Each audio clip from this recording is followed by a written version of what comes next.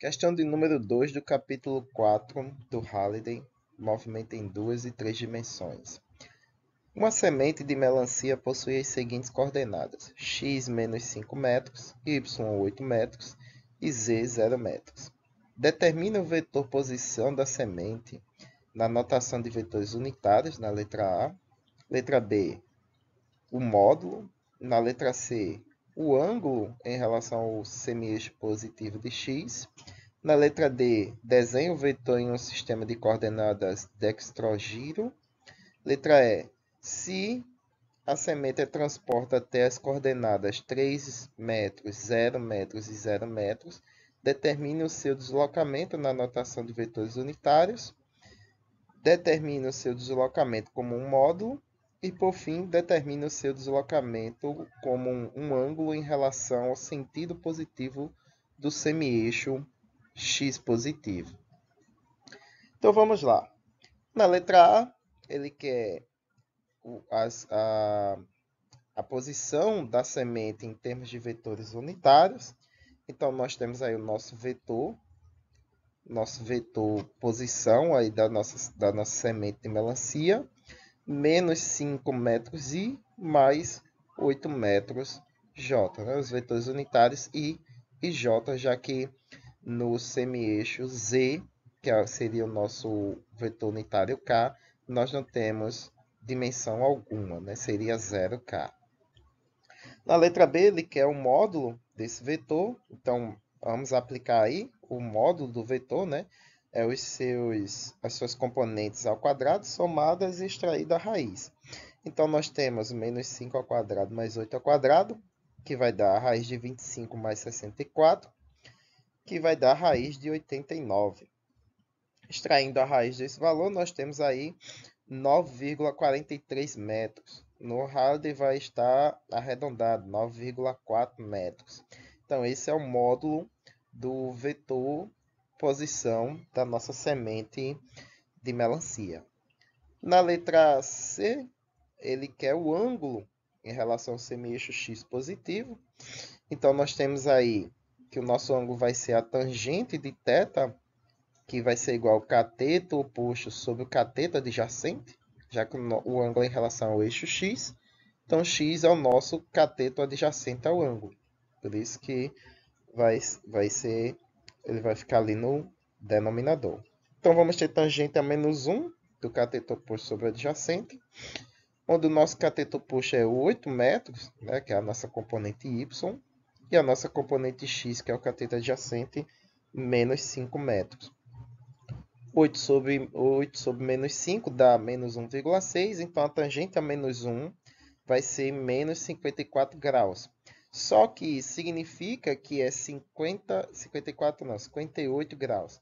Só que isso significa que é 58 graus no sentido horário, já que o sinal está negativo.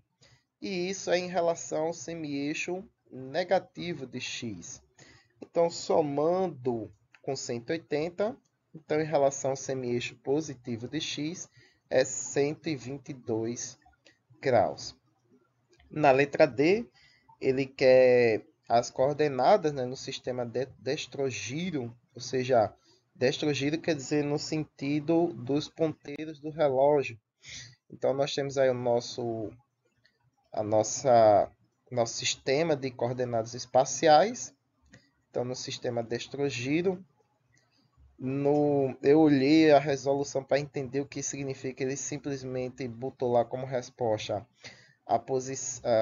o plano cartesiano nos eixos que a gente costuma usar usualmente, né, com o x sendo a horizontal e y a vertical, sendo as direções positivas de x para a direita e a posição positiva de y no sentido para cima. Já que estamos no sistema espacial, né, movimento em três dimensões, eu decidi colocar aqui desse jeito aí.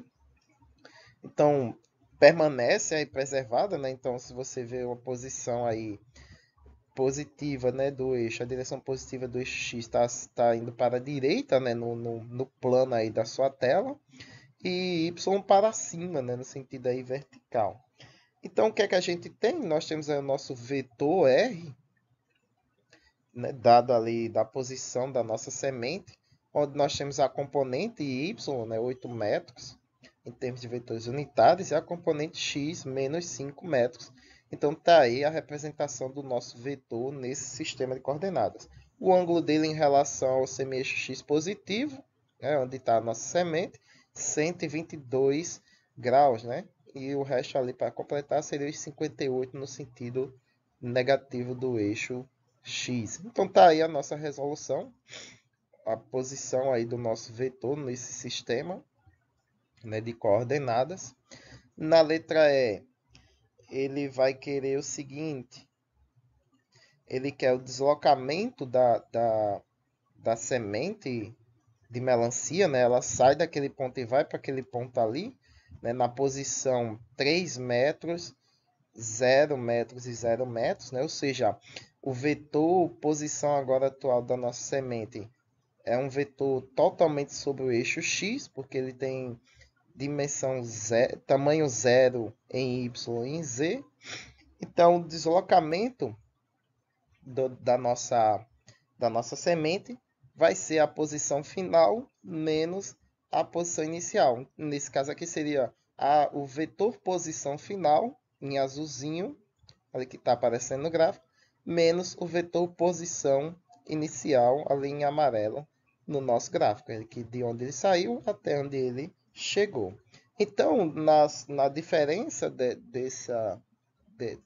desses dois vetores, nós temos componente a componente. Então, nós temos aí componente, não temos nenhum valor em z, então vai ser componente aí x e componente y, e ele quer em termos de vetores unitários, então i e j. Substituindo os valores, né, nós vamos ter aí 3 e menos 5, né, em termos de vetores unitários i em x, e para y nós não temos nenhum valor aí em y, mas no nosso vetor de posição inicial nós temos ali a posição 8, então 0 e menos 8.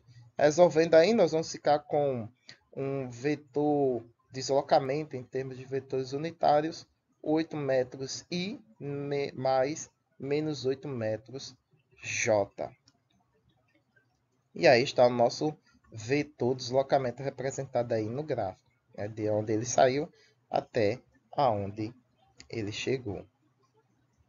Na letra F, ele quer um módulo desse vetor, né? Nós temos ele aí em termos de vetores unitários, mas agora o módulo, né? Ou seja, o tamanho dessa setinha em vermelho, né? Que seria o valor dele em módulo.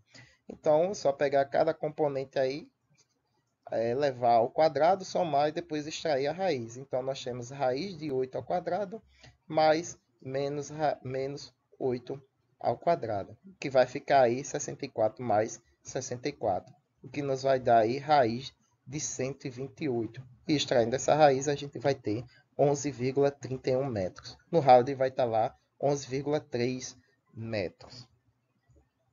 E para encerrarmos, na letra G, ele quer o ângulo desse vetor em relação ao semi-eixo positivo de x. Aí a mesma coisa que fizemos ali na letra D. Nós vamos fazer a tangente a menos 1 do cateto oposto sobre o cateto adjacente, já que é em relação ao eixo x, né? Então, a nossa componente x será o cateto adjacente ao ângulo. Então, nós temos aí menos 8, né, que é o nosso componente em y, sobre 8, que é a nossa componente em x. Então, menos 8 sobre 8 vai dar tangente a menos 1 de menos 1. Tangente a menos 1 desse valor nos dá aí menos 45. Isso significa que é no sentido horário em relação ao sentido negativo do eixo x. Então, soma aí mais 180, nós temos aí um ângulo de 135 graus em relação ao semi-eixo positivo de x. Muito bem, pessoal. Espero que tenham ajudado e que tenham compreendido. Até a próxima questão.